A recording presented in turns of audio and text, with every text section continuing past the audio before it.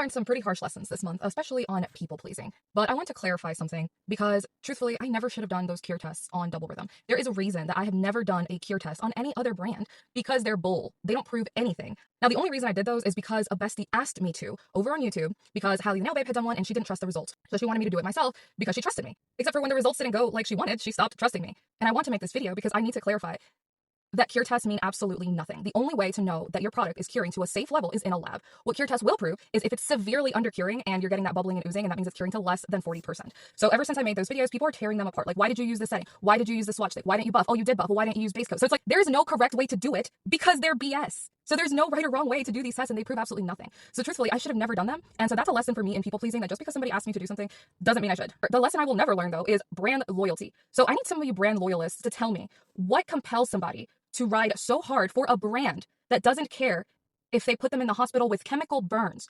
These brands only see dollar signs. They don't care about you. The majority, especially these like Amazon brands, because I hope y'all realize that the majority of these brands are white labeling, right? Go on Alibaba and look at the bottles. You too can have your own Double Rhythm, your own JR, your own whatever.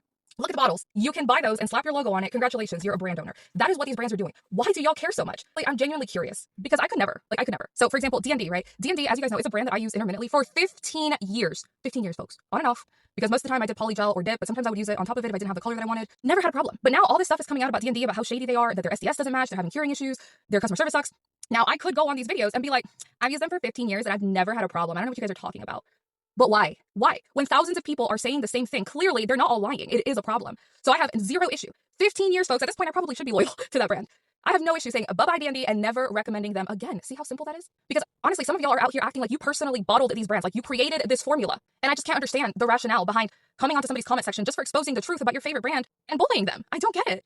I mean, unless you're getting paid by the brand, I suppose. But even then, like, why? You know, the crazy thing is that actual brand owners react better than this. I don't know if y'all remember when I did my video on Bling Galleria, but some of the gels had these two methacrylates that I was pretty allergic to and I was having reactions to it. Not a problem. I never said that the brand had a problem with that. It's just ingredients that I'm allergic to. But what did the owner do? Did she come on and bully me? Did she try to discredit me? Did she start a smear campaign? No. She messaged me and started working with me because she wanted to create a better formula that was hypoallergenic, and she has. So if the owner of a brand who is literally losing money can react like that, why are you brand loyalists acting like this? Anyway, this year has already started off with many hard lessons, so just wanted to come on and clarify that because I probably won't be doing another cure test like ever again for any brand. And I'm done talking about Double Rhythm. I'm not obligated to like every brand. And I never told anyone to throw anything away. If y'all are doing that, that is your prerogative. I don't like the brand. I don't think it's pigmented. I think it's streaky. I don't believe that it's curing to at least 80% because it's barely curing to 40%. Oh, but the coat you applied was too thick. Y'all saw that I applied thicker coats on other brands that are cheaper than Double Rhythm that did totally fine. So I'm standing on business. I am not changing my opinion on this brand. Not to mention that the fact that we don't even know what is in it is the most problematic thing of all because they have two different SDSs and a completely different box. That should be more than enough. I should have left it there instead of doing cure tests. Have a good day.